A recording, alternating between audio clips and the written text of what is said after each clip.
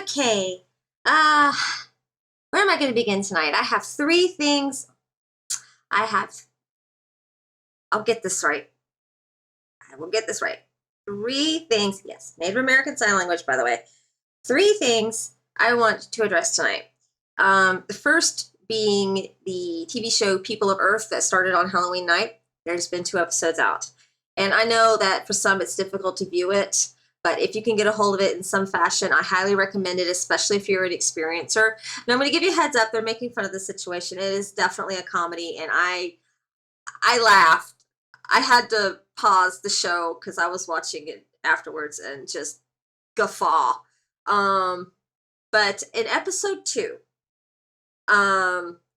what I really, really liked, and I've tried to explain this, but and didn't do a very good job. But in episode 2, they've got 2 women trying to describe their encounter with this Nordic white alien, and they're having trouble, remembering. And I can't see his features, and I remember his body, and they had the flashback sequence that so many shows do.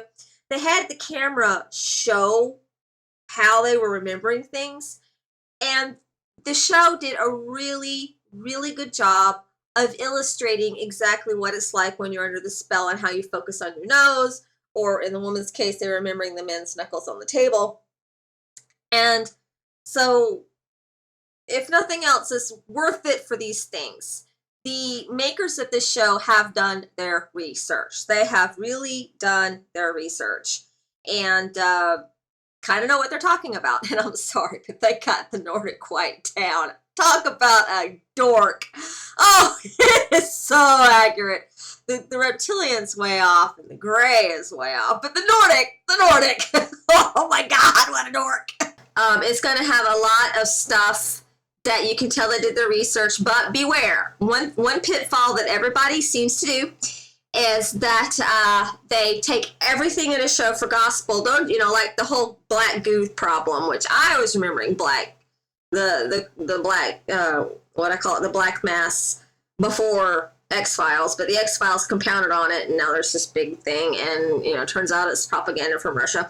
But anyway, so yeah, just beware. Watch it for your enjoyment.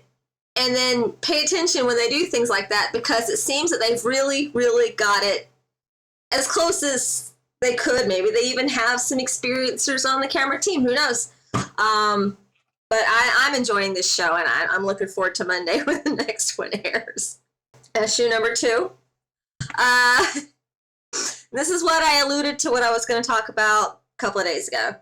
There is a very tippy-top hypnotherapist for experiencers, and she's like really popular in Canada. I won't give you her ranking because I don't want her to be ousted. She's just an example. Actually, I touched on it a little bit when I did the excerpt from The Threat, and talking, and whenever David Jacobs, Mr. Jacobs, is talking about the hypnotherapy and the different kinds, and I think he was talking about her, so whatever. Maybe not. Her name wasn't familiar, but anyway, I was listening to a show with her talking, and after about an hour into the show, I'm just like, wow, you are just like Cleopatra reincarnated, sweet cakes, because you are totally living down the river of denial. It didn't matter what was brought up. It was, well, we don't want to put a negative spin on it. We should put a positive spin on it. We should positive. So she actually defended the aliens that are abducting the experiencers, defended them. And one topic that she defended them on that I just was like, and this is about, I was face palming, literally face palming while listening to this radio show where no one can see me face palm. I was face palming. Don't you know that the poor aliens don't understand us? And they don't understand our biological functions at all, the poor dears. So you have to tell them that you need to be allowed to sleep and set up an arrangement for your abductions. And if you don't want to be abducted, just say so and they will stop. I wish it was like that. But there are some very important sentient rights, and I don't mean human rights, I mean sentient rights issues with that stance. First off, these aliens have been abducting us since at least Byzantine times. Like 001 AD, okay, if not before. They know our biological functions. They know how our bodies work by now, and they know how we work by now. Okay, that's a really damn long time. Okay, we do not have Joe Blow the alien over there abducting people his entire career, and then he goes and he retires, and Jim Blim takes over, and Joe Blow just burns his records and doesn't pass on any knowledge. Okay, first and second off, the Greys I'm given to understand have like a hive mind mentality, which means if Joe Blow knows something, Jim Blim's gonna know something. Okay. All right, so there's your knock number one. The fuck, okay? Okay, sentient problem number two. Whatever the government arranged. And what I mean by that is that the urban legend is that the aliens came down, down came the fairy, and Muddy Foo Foo came out, and they met with our leaders, and they made a treaty in which they agreed to trade their technology for the right to abduct people. What I mean is, this is a story, and this is what the leaders, if it truly happened, came back remembering. But knowing about screen memories, I actually wonder if the leaders truly say, wrote, yeah, we really did have this treaty meeting. Did it really happen that way? And we have no way of knowing that now, unless the aliens were to actually tell the truth. Whatever the government believes they have arranged, let's put it that way, they didn't ask you. They're just taking you, okay? Which means they're violating your rights from the first moment. Problem number three, ask them and they will stop. Okay, here's the thing. There are cases of people remembering their session on the ship or in the lab or whatever, screaming and begging for it to stop, and it doesn't. They're given excuses. They're told about how it's for their well-being, or they're threatened into silence depending on the personality of whomever is leading, or whatever they feel that you're going to, respond to the best, and it continues. So I'm going to stand by what I said before. It isn't that it stops. I'm pretty sure that they just bury it deeper so that you don't remember. And don't think that they don't. There are cases of that as well. She's not out to get the truth. She's out to help you. So if you're an experiencer and you're having a lot of trouble with this, that's her function, is to help you cope and help you feel better about things and to carry on with your daily life. And her positive spin is good for that. There are studies about that, and I might have even mentioned it in a former video about how the attitude of your hypnotherapist, affects your perception of your own memories. So you may think, oh, this was a negative experience if you have a hypnotherapist that, is negative about it. And or you may have, or with this woman, 9 times out of 10, she ends up people with positive experiences. But then again, let's not put a negative spin on anything, shall we? I actually have on the computer right now a article called "The Emotional Unconsciousness," talking about how even the stimuli in the room can affect your perception. So if you're wanting the truth and not to feel positive about, something, like being abducted and kidnapped, or having your children kidnapped, and you just want the truth, so that you can come to your own conclusion whether something's positive or negative, you need to find a neutral person who works in a neutral environment. I was really disturbed listening to this woman talk. It was incredibly disturbing to me, only because I personally would feel violated if I had someone telling me, now let's not put a positive spin on things. See, I don't really view what little I remember as positive or negative. I view it as, well, this thing happened. And this is because I've worked very hard to keep a neutral point of view and to only look at the facts, ma'am. However, it doesn't keep me from recognizing that my rights have been violated at least several times. It doesn't keep me from recognizing that, hey, I was manipulated. It also doesn't keep me from recognizing, hey, I asked for certain parts because I was a kid and I didn't want to get left behind. Oh, choose me, pick me, pick me. You know, you should, because you're looking for the truth. You're not looking to get angry. You know, it's kind of like the whole Hillary Trump thing. People are wanting to vote based on their feelings instead of actually looking at the facts. And so there's a lot of media spin, and people are buying media spin instead of looking at the facts. And actually researching the facts and finding out what is the truth. We have a big problem with that in our country, which is probably part of the reason why we're melting down. Let's not put a negative spin on anything here. How about let's not put a positive spin on it either? Let's just say this is this and that is that. The facts are they come and they take you without your permission. The facts are they took your mother, your grandmother, your great-grandmother, your grandfather without their permission. The facts are they implant babies in women's bodies without their permission, and they take the babies away without their permission, leaving them devastated in some cases. The facts are sometimes they're really kind and they heal you. Sometimes they are mean and they threaten you. The facts are they are inconsistent with how they handle their people. The facts are, yes, there are factions, but if you pay attention, it's almost as if the factions are working together. The facts are sometimes you may think an event happened, and then whenever you get somebody who's actually willing to probe, it turns out something else happened because you were lied to. The facts are they have been caught lying to us. For example, the reticulans claiming they're from Beta Reticula, and then we find out the truth about Beta Reticula, and it turns out, oh, they're not really from Beta Reticula. They lied. Okay. These are the facts. These are why they can't be trusted. They make our politicians look like honest celestial angels. And this is just the facts. The facts are you get a lot of people talking about how they're channeling this Holy Spirit advising us to love and love and love and love. And that's my last topic. But the facts are they also tell us that we're children and that we're incompetent. And often they tell us that we're inferior. In other words, they verbally abuse us. They verbally abuse us and use their verbal abuse to hold us down and to convince us that we are inferior, like we're in some sort of passive-aggressive relationship with them. I must be on the right track, so I'm having trouble talking right. Everybody's like, oh, but it's going to get better when they pick us up next month, like we're battered wives. And these are the facts. And you can go and listen to the people who want to put a positive spin on everything all you want, but while you're listening to them, also pay attention to the actions. I tried getting in, with these people when I first started reaching out, and I learned really quick that these people are quick to judge, which is not a very loving action. They are quick to cut you. They are quick to hurt you. They are quick to talk about how evil you are. Backstabbing is so loving.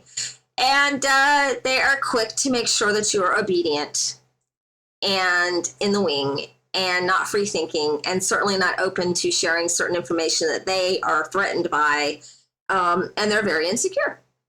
Now, I'm not saying all of them are like that, but I have met and gotten to know dozens and dozens of people in the fringe sub-community, and many of them are big names that people follow, dozens and dozens and dozens, or, So these are the facts, okay? And, I suspect the reason why I'm not well liked to the community is because I just want to look at the facts. And I don't just look at the facts of how a ship is built. I'm going to look at the facts on how your actions are reflecting the truth.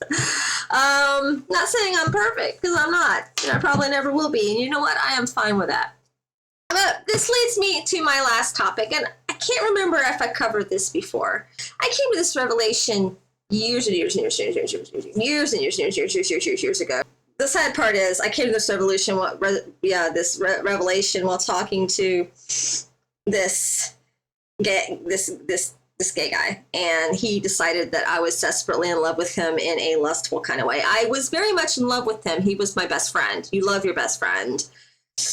But the truth is, I tried to imagine sex with him because I was young and under the impression that's how you're supposed to think, and so I gave it a shot, and my imagination could lend nothing. It was like a blank. And this is because I realized later I was not in lust with him. I just saw him as someone that I really wanted to be around because he made me happy. But anyway, so we're hanging out outside a bar, and he asked me what is the number one cause of war? And I forget why he asked it. I think he was, going on some other track, but, I'm drunk, which means I was a little bit deeper thinker than I am sober. And I said, why, it's love. And he's like, oh, here we are again. And he's looking at me with pity because, oh, she's so in love with me. Oh, she's got it so bad for me. That's exactly what he was thinking. And I said, well, think about it. Just stop and think about it. And I need all of you to stop and think about it. You love your family and you love your freedom. And when that freedom is threatened, you pick up arms to defend it. You love money and you want more money. So you send soldiers to go have a war so that you can have it. You love land, so you have a war to take the land. You love oil, gold, you love your God.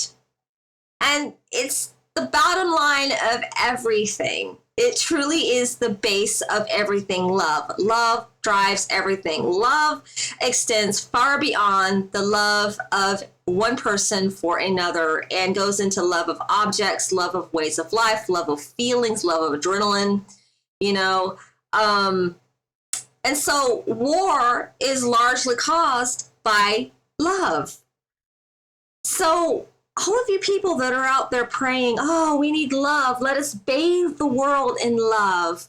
And love will bring peace to the cosmos and all of the aliens that really are being channeled, and even the people that are fake channeling, giving messages of love.